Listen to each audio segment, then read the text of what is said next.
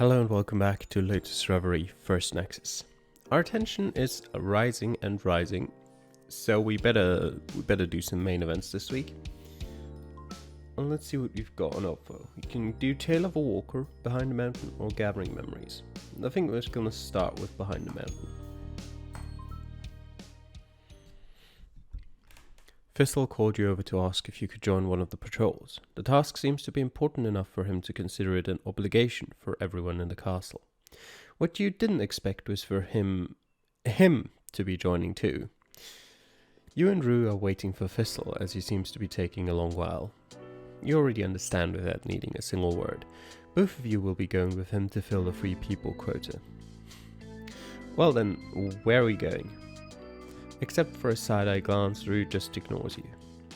After that test in the electrical substation, I don't feel particularly safe with the two of you.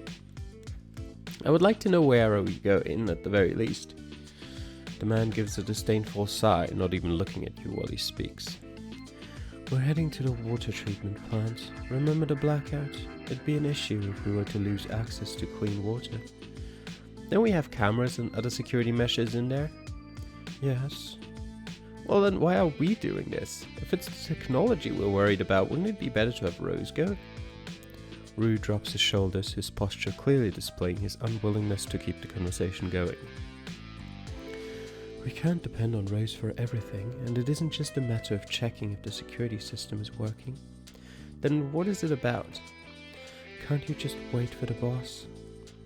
He plays hard to get, but after much insisting on your part, Rue finally gives up with a long sigh.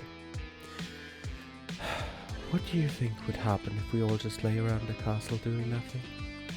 People would naturally become tired and bored, desperate even. Monotony can lead the mind to think things it shouldn't, especially in our situation. What does that have to do with a water treatment plant? That's the same reason behind us patrolling the walls, or taking turns keeping watch, and why we follow these strict regulations. Checking over these border areas yourself gives you a confidence no camera can replace, even if it's just placebo. It's the best way to stay on target, retain our sanity, and preserve the unity of the crew, despite it being incredibly tedious. You speaking about group unity sounds. Never said I liked it, but having a fulfilling and defined role is satisfying. The others won't complain and will even leave you alone.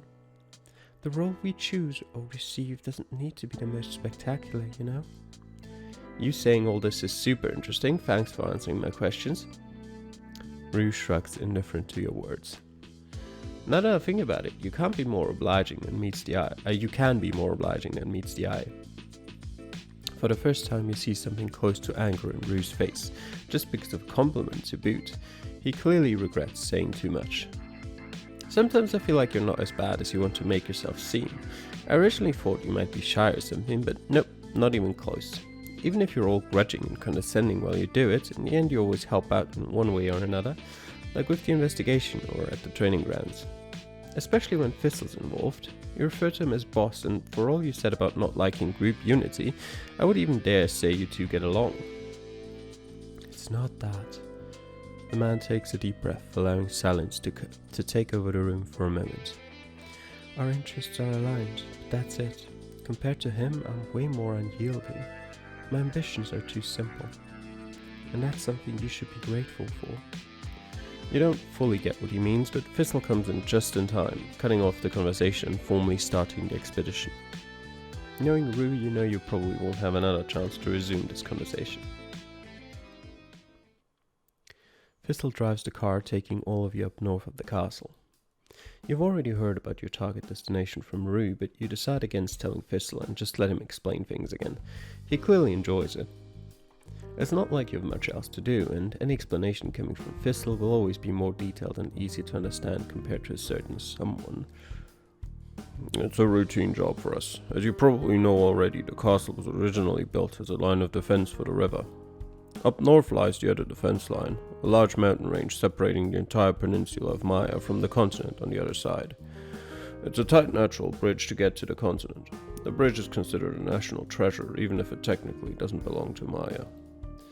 And how long is it going to take us to get there? Just saying, at this pace, if we're going to the mountains.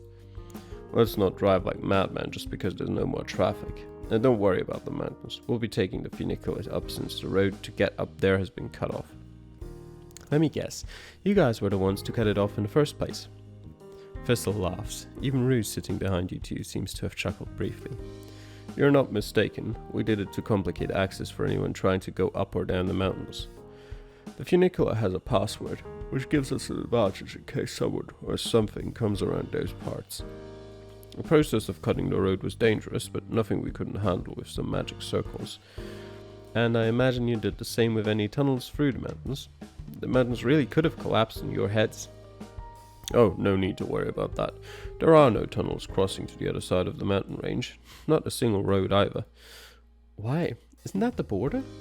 No one would dare to even think about it. You'd be better off checking it out yourself when we get there. The mountains are bigger than you expected, but thankfully you don't need to ascend to the very peak. The views from the mountain top are spectacular. You can see the way the city expands all the way to the horizon. The monolith draws all the attention, of course. Even from up on the mountain, there doesn't seem to be an end to its towering height. One tedious walk later, and you can get to work soon enough. After the inspection, you make another lap around the complex with Thistle, since Drew left to do his own thing in the meantime. Why don't you go look for him while I finish up here? He's probably at the other side of the mountain. Shouldn't we be sticking together? Theoretically, yes, but it should be fine if we go solo on occasion. I'm fine waiting anyways. Thistle looks surprised and pleased. He starts trying to tease you a little while you do your best to ignore him. Is this because of what he did at the electrical substation? Because I gave him the order to do so. Rue's too lazy to get up to that kind of trouble by himself. You're even more disturbing when you speak like that. Are you really looking to be left alone that much? You break my heart, Sink. Who would ever want to be apart from you? Says the one who voted against me when I arrived. Thistle scratches his chin, looking tired. You're always going to hold everything I do against me, right? You remain adamant in your stance, but Thistle doesn't seem to care. He moves closer to you, grabbing your hood with two of his fingers and rubbing the fabric between them. Look at me. I know that it may be too late, but I want to say this at least once. I'm sorry. The sheer seriousness in his voice makes you stare, unable to move away. But I can't promise that it won't happen again.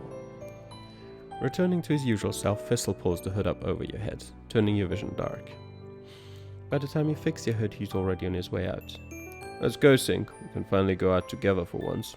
Let's not spoil it with nonsense. Is everything a game to him or what? With the inspection over, you get to walk through the wide mountain paths. It looks quite pretty. They look to be in surprisingly good condition. It seems that until very recently, people were using these paths all the time. Thistle talks your ears off as always, but this time he's not giving explanations nor any kind of story lessons. It's an informal conversation about the most trivial subjects you could imagine. Can you believe that despite the million times I've come to the capital, it wasn't until the incident that I finally made my way here? It was the one thing I'd always been longing to do. I think this is the most excited I've ever seen you without a tabletop game on hand. You think so? I've always been a joyous guy. Huh, well, I guess that's the feeling you give to the rest of the group. I always thought of you as more of an indoors guy. I don't know why you give off that vibe. No, you're not mistaken, but people tend to think the opposite. There are always exceptions. You make it to the other side, the place Thistle so emphatically insisted you visit. You first find Rue, who is just waiting next to the path, his eyes lost somewhere in the horizon. Despite you calling his name, he completely ignores you. But it takes just a few steps forward to discover the reason behind his trance-like state. The trees opened away, allowing you to see, and if what covered the view before was an infinite city, here is just the opposite. You feel enraptured by the explosion of colors. It's impossible for you to capture the entirety of the majestic scenery all in your head, and your eyes wander wildly without any sense of direction. A large terrace surrounded by mountains. Even the brilliant azure sky takes a backseat to the myriad of flowers and trees. Endless variety. It would take your entire life just to name every plant here. Its beauty in its purest form, yet also overwhelming to the verge of disorientation. Oh, you finally made it. The breathtaking view leaves you so astonished that it takes you a while to process Rue's words. You can barely listen to the conversation between two men, losing your capacity to hear anything. Your sight grows hazy, your hand moves to press your forehead, and after a few blinks you're suddenly alone in this field. Thistle and Rue are gone, and in their place is a feminine voice. Surprised? Not what you expected? Learn to have some fun, girl. It's okay to take a break from time to time. Don't be stubborn. An important place for everyone, but even more especially for us. Here is where we met, after all. Our memories are planted here, same as our future. Each just one of the many seeds, impossible to pick out among the entire tapestry of flora. So no matter what happens, don't forget our history, what we were. And above all, do not forget me, okay? You move closer, step by step, trying to see the face below the white hood. But your hands can't reach her, and she vanishes into thin air, leaving behind nothing but the edge of a cliff. Watch out! Thistle grabs your robe, managing to save you from the precipitous fall. You're soaked with sweat and gasp for breath, a terrible migraine still pounding through your head while the two men hurry closer to help. It's nothing, I just got dizzy, that's all. Altitude sickness? I hope so, because trying to jump off a cliff is not exactly normal, healthy behavior. You would rather not say anything about what just transpired, still unable to believe it yourself. Your initial shock worries the other two for a few minutes, but after a while you're able to recover and come back to your senses. You try to avoid their questions until they drop the issue. They then propose to start the journey back to the castle. No, I would like to stay here for a little longer, please. Sure, as you wish. It's not every day you get to see these views. As if we aren't all tired of seeing the same photos in the castle every day. Where's your romanticism, Rue? This entire border has a rich history. It's probably the most important location in this peninsula, in fact. Yeah, that's what everyone says. It's technically a no man's land, but that doesn't exempt it from representing the heart of all citizens of Maya. Thistle's eyes light up, the surefire sign that he's feeling compelled to give one of his history lessons. Don't you want to learn more, Sink? For starters, this place is known as the garden that owns itself. Exactly, the garden. Huh? The two men turn you away, clearly surprised. What happened to your amnesia? Still kicking, but I think I know this place and its history. The two men raise their eyebrows while the words start to flow out of your mouth like it's the easiest thing in the world. A long time ago there was someone with wonderful memories of this place. They wanted to protect it, so this person used all their savings to buy this entire piece of land. At the time it was barren and devoid of life. But that person didn't register it under their own name. Using a deeply hidden legal loophole, they did something no one else had ever thought of before. They passed the rights to the few plants that lived there. Only the plants could possess this land, the only place on earth free of human hands.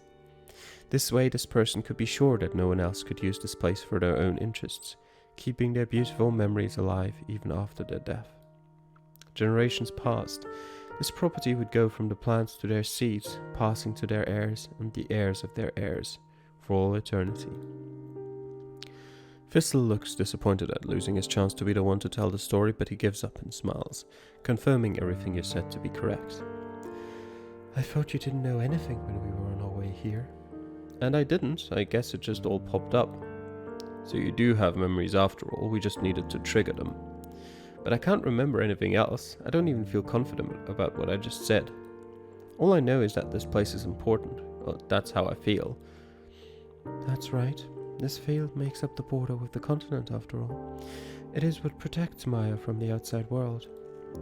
Is that why there are no roads up here, so nobody can touch this place? Just as you mentioned, these flowers own themselves. They are vulnerable and can't hurt anyone, but diplomatically, no one can touch them. This place has served as the indirect defense line of Maya for all its history. That's why for its citizens, this is far more than just a beautiful garden to take pictures. A picture should be enough, though. Thistle bends his head, visibly annoyed by Rue. Alright, it's obvious you hate this place, Rue. I don't hate it. You've been complaining for a while now. Are you one of these people who gets upset when other people are happy? That's the least of my worries. Oh, but you don't deny it. You are upset. Now you do have to tell us what's going on. You already know, boss. There's nothing for me to tell. It's not the place itself that bugs me, but the hypocrisy surrounding it. These flowers are not important, never were, no matter how much they always try to sell us that story. But it is a fact that they have protected Maya until now. They are plants, they don't think or do anything, let alone protect a thing. They are merely a weapon like any other. Nothing but a beautiful idea. Rue points down to the entire garden as he speaks. Who are we to reclaim this territory? Who gave us that power? If it's out of justice, historical reasons, or some kind of moral, then there exists someone with even more of a right than us to this place. Nature itself. This was the border, and Maya a small but rich country. This entire place should have been devastated with war, but even if history is written by the winners, it is the victims that allow that narrative to prevail throughout time. The weaker or more sentimental the victim, the bigger the shield to protect that justice, or in this case, your country.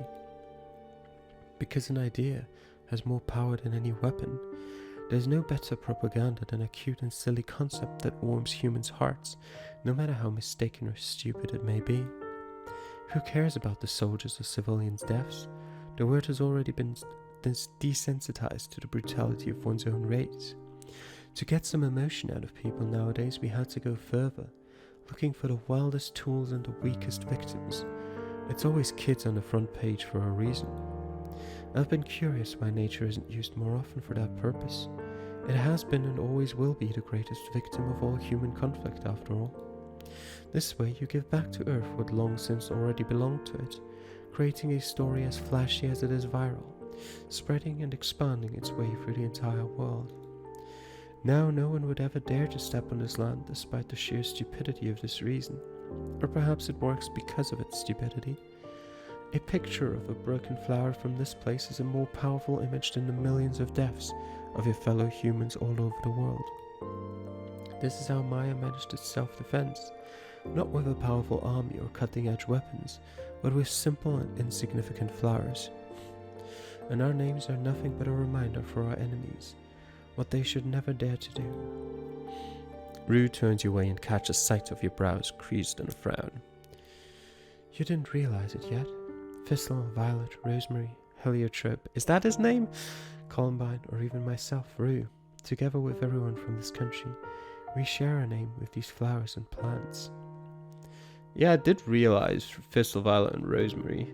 I didn't know the other three plants. It's one of the first traditions Maya ever had. Every time a baby is born, we come here to plant a seed, to protect him or her from any invaders.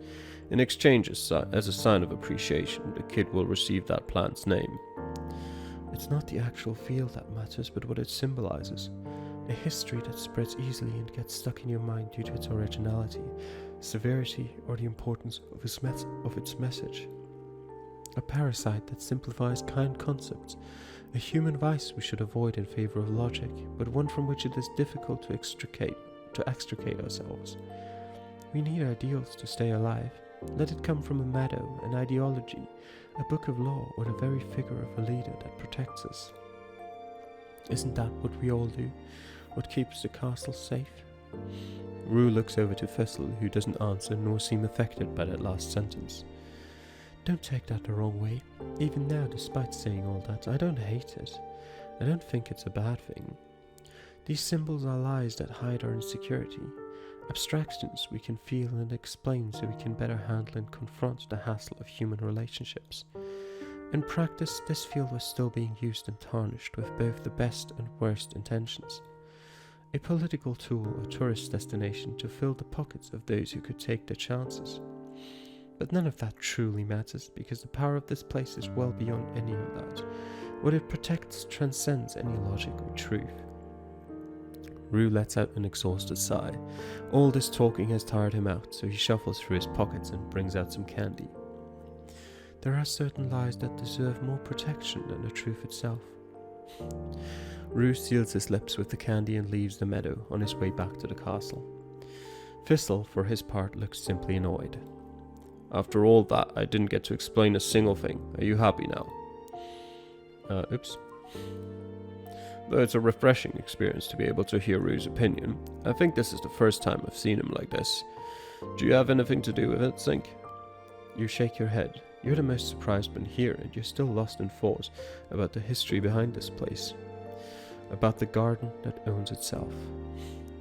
Thistle offers his hand to help you stand up, and the two of you start to head back to the castle as well. On the ride back, he takes the opportunity to keep filling your head with all kind of ridiculous historical data, talking your ears off once again with anything that crosses his mind, as if you hadn't heard enough for a day.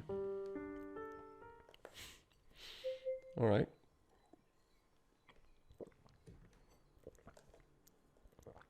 I was nothing but a spoiled girl after all. Alright, we'll do one quick stint in the library and then we'll do another main event.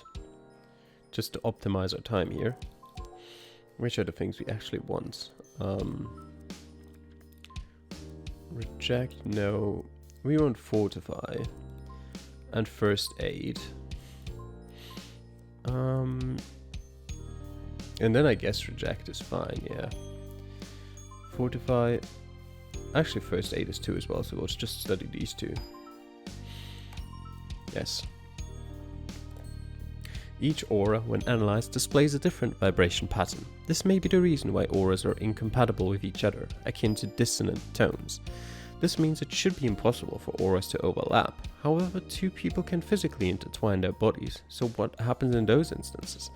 Widespread theory holds that there is always a thin line separating the auras of 2 people. This would mean the space between all things is always infinite, for no 2 things can ever truly touch. You're learning a lot, but you will need more time before you notice an improvement. Okay. And what do we do? Probably gathering memories to switch it up a bit. Off we go. Well, I mean, you insisted on helping out with my memory, but I expected something more, I don't know, extraordinary. Hey, you do what you can with the means you have. I understand the method with the highest chance of success would be to go out and check them all in person, but we have our regulations. Rose has brought out a tablet with an enormous collection of pictures and videos of the surrounding locations to see if anything would help you remember your origins. Sadly, it doesn't have an effect on you. At the end of the day, these are just images of the same city. Anyone would start to feel a sense of familiarity after seeing a bunch. They don't feel entirely unfamiliar, but they aren't anything special either. I don't know how to explain it. All these old buildings feel the same, confusing even. Oh, I see. That makes sense. Perhaps the location is not as important as the event or the people involved. It's true that the human brain has a preference for faces. Rose takes a minute to think. Then without moving an inch, she summons up a huge shining aura around herself. It's so bright, colourful and big that you can't help but pull back to one corner of the sofa and assume a defensive position. But all that comes out is just another tablet, identical to the first, that falls on top of the table just in front of you. What was that? Magic, duh. Pretty sure that wasn't the first time you've seen someone do magic. That aura didn't look normal, and that tablet, did you just create it out of thin air? Of course, I even signed it with my own logo, cool, right? Inside you'll find pictures and videos from all the computers and phones from around these parts, this time with a focus on people instead of places. Not too long ago, I copied them all to our own server just in case they became necessary, so it wasn't too hard to dig them up again. You created something this complex just like that in mere seconds? I forgot this was your first time bathing in the light of my genius radiance of continuous miracles. Are you ready now to follow me as my new apostle? It's not like I've actually witnessed much magic since I got here. Now you suddenly perform such a feat, of course I'd be blown away. Oh, the others are just hiding their hands. But everyone knows me already, though, so who cares? Didn't they tell you how famous I used to be? My memory is perfectly photographic. I can copy, visualize, and create anything within my aura, even if it's as complex as the data inside a hard drive. I'm not called the most brilliant mind in the world as a joke. Who do you think you're talking to? The girl crosses her arms, confidence and arrogance radiating out of her. What need does she have to hide her powers when nobody can match them? Her childish and playful behavior makes sense for someone who can obtain anything with a snap of her fingers, literally. So come on, take a look. It'll be as easy as scanning through images. Don't worry, I've already filtered anything disgusting. People say some things that, well, If the incident happened because of all the dirty stuff in people's computers, then it took long enough. You do as she says, still somewhat in shock at what you just saw and ignoring her morbid remarks. As you expected, you get nothing out of these pictures too. They're all just the usual pictures you could find in anybody's social network.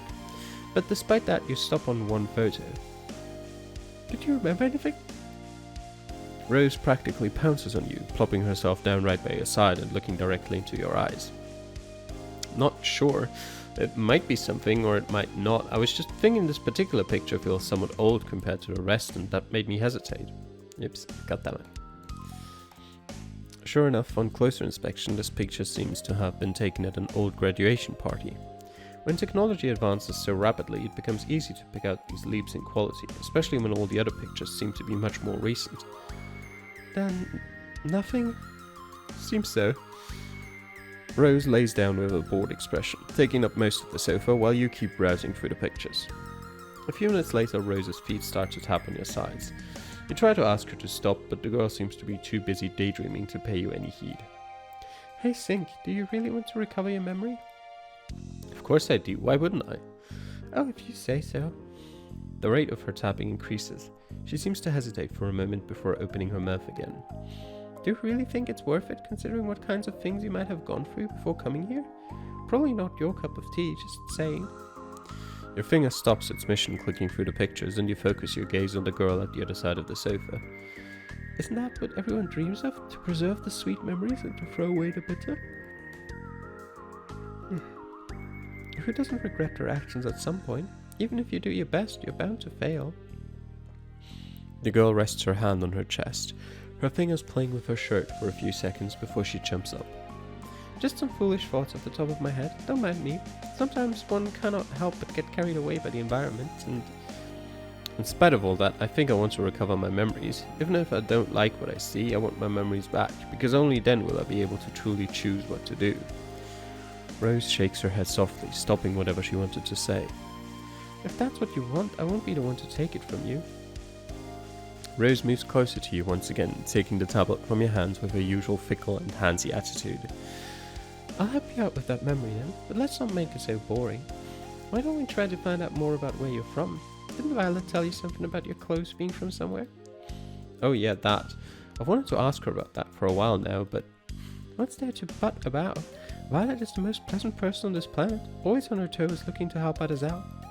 Although that can be a bit overwhelming sometimes. Exactly. Is that what you're worried about? I know it feels bad to rely on her so much, but hey, now or never. I'll go with you so it doesn't feel weird. Rose stands up and directly pulls you with her, not bothering to ask you for your opinion. Thanks for helping, Rose. I'm always depending on both you and Violet. Nothing to thank me about. As long as I manage to remove that ice-cold shell surrounding you, I'm happy. My hope is to get the cute girls of this castle to flatter me more. I'm not like Violet. She does it out of the sheer goodness of her heart. Amazing, right? Everything would be easier if we acted like her, don't you think? Sure.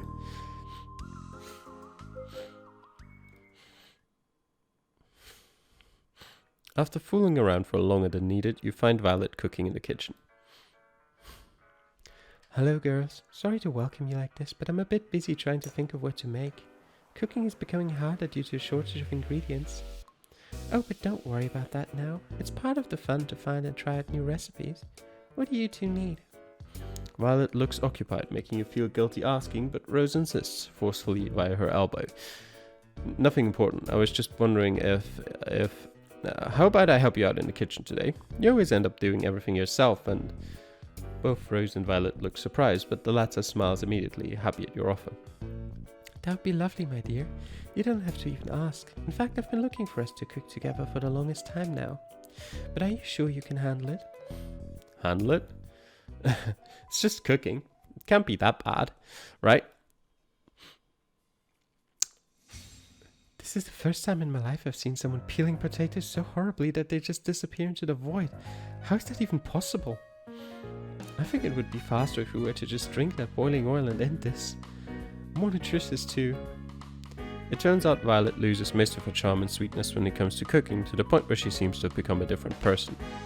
For better or worse, Rose is also a beginner, but for some reason she can do everything perfectly on her first try, which calms Violet down somewhat. Rose, that's amazing. You only saw it once and replicated it so wonderfully. I'm so glad at least someone is paying attention. Those subtle insinuations are arrows piercing your fragile, untalented heart, which forces Violet to try to control herself. But it's just your first time sing. You only have to try again, okay? I'll get some tea in the meantime. Please take it easy and don't hurt yourself. It doesn't look like she's doing any better as she spills more than half of the tea out of the cup. A few minutes later, it's become glaringly obvious you have an innate talent for destroying food. Violet's tea reserves are almost all used up as she suffers severe tachycardia. You were looking for a way to redirect the conversation back to your original goal anyway, so this may be a good moment. Hey Rose, you said before that you're able to do anything with magic. Could you skip cooking and create already made food? Is that why you have no experience cooking, despite not looking the part today? I have no experience because cooking was a services job ever since I was little. Cooking would take too much time out of my busy schedule. But now that I'm getting a hang of it, this isn't so bad. You probably already guessed it, but cooking with magic is not very efficient. We could make something with magic during an emergency, but in your situation, I think we would need more than a miracle for you to be able to cook something without magic sink. You look a bit strange, Violet. What are you talking about? I'm perfectly fine. Once I made up my mind to categorize you as a natural disaster sink, everything started making sense. It is not my fault. I'm at peace with myself. You weren't successful changing the subject with that attempt, so you try again while continuing to cook. Then, Violet, seeing how passionate you are in the kitchen, why did you become a doctor instead? And why work in Maya even though you said you weren't from here originally? She again seems surprised by your question, but answers calmly. I thought I could help more people as a doctor. A cook can also help lots of people in their own way. That's right, but in general a cook doesn't make as much money. You weren't expecting that answer from Violet, and that together with your incompetence creates the perfect storm for you to slice off a bit of your finger. For money? What's wrong with money? Just because someone's altruistic doesn't mean they can't make money. And really, you wouldn't have cut yourself like that just peeling potatoes if you had paid a modicum of attention to my instructions. Oh, it's nothing. Violet pouts and forces you to stop cooking so she can apply first aid. You expected her to continue reprimanding you for the cut, but instead you get the sense that this moment is somehow nostalgic for her. I came to Maya to study medicine in order to be with my brother. We've been each other's only family since we were kids, so we've had to take care of each other. When you have a family to protect, sometimes healing their wounds alone is not enough. You have to do more, go further than that.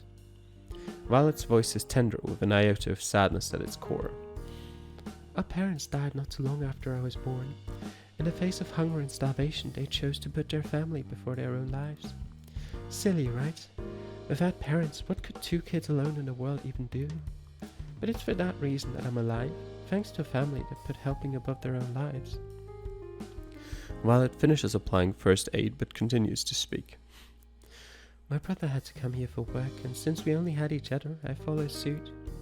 My only option to do so was to obtain a scholarship in medicine, so that's what I did after many years of effort.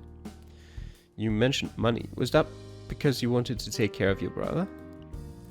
When you share a background like mine, you just want to make sure something like that never happens again.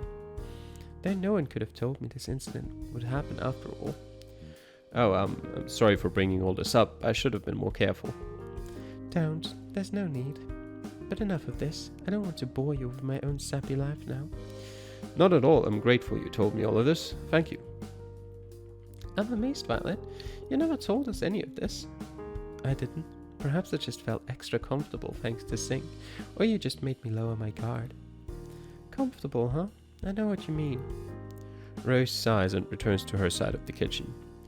All I want to say is that you, Sink, are my current family, just like everyone else in this castle. That's why I would never hesitate to help you out, no matter what. Neither should you need any excuses if you want to ask me something. Because you didn't come here for cooking, right? Violet cannot help but cover her mouth with her hands, hiding a big grin. Not at first, but... No buts, just tell me already. It's about the robe I'm wearing. You said it was from your country, so I wanted to ask if you could tell me more. Something that could help me remember. Just that? Just that. And why so much fidgeting and beating around the bush? It doesn't feel right to ask you all of this. I can't really explain the feeling myself, even though you say we're family and all that. I don't think it's right for me to be continuously depending on you and the others now. Violet is stunned, then smiles and averts her gaze. Sing, please. From across the room, Rose seems interested in your conversation, always keeping an eye on you with a worried expression on her face. That doesn't stop her from cooking with perfect precision though, which makes you deeply envious. So yes, that black robe, I told you it was a ceremonial garment. It belongs to a pretty old religious group on the other side of the ocean. They've kind of faded in irrelevance and never made it far here in Maya, I believe. Are they from your country? Yes, or at least a majority of them were supposed to be there. I'm honestly not sure since I wasn't raised around those circles. The robe was uniquely famous because it was one of those traditions that grew beyond the religious aspect to become copied left and right. It was gifted from parents to their children at birth. Each robe is handmade with the child's name printed on the interior and the back of the neck. The interesting part was that the robe is always made in an adult size. The idea was that once the kid was able to wear that robe properly, he or she was considered to have reached legal adulthood. Then they'd have a big ceremony with them wearing the fitting robe as bombastic as possible. That seems very inefficient considering humans can grow from anywhere between like 140 centimeters to like 2 meters and something. Like normally. Everywhere else, adulthood is defined as reaching a certain age, but they measured it by how well a garment fits the wearer. A bit unfair for short kids, don't you think? For very tall kids as well. Violet giggles uncontrollably. She tries to correct herself while blushing, raising her index finger. That wasn't a joke. People actually got into all kind of trouble for this in the past. Nowadays it's not considered all that serious, but in the past there were all kinds of persecutions and punishments if your child was unable to wear their robe despite having finished growing.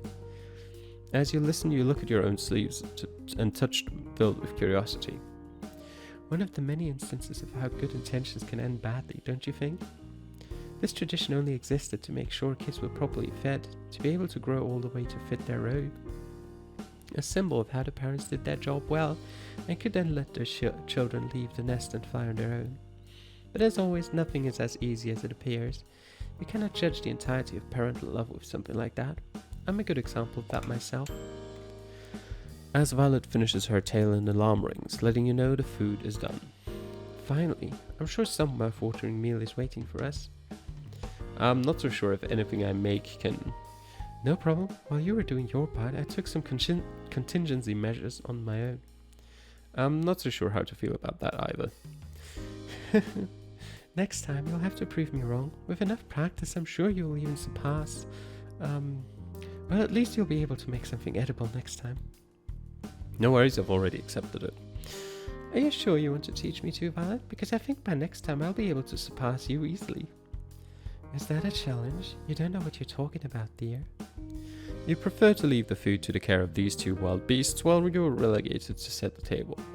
Whilst in thought of the history of that robe, it's not until you go grab the dishes that you realize. Your sleeves are quite loose.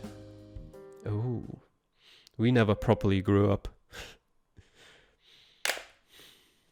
My efforts felt childish. Hey, Fizzle. You need to leave in groups of 3 to go outside the castle, yes, but you can go wherever you want. If there's anything you want to do in particular, please do not hesitate to ask me. In any case, what should we talk about? Let's talk about Rue, sure. That migraine you had on the mountain, did you remember something?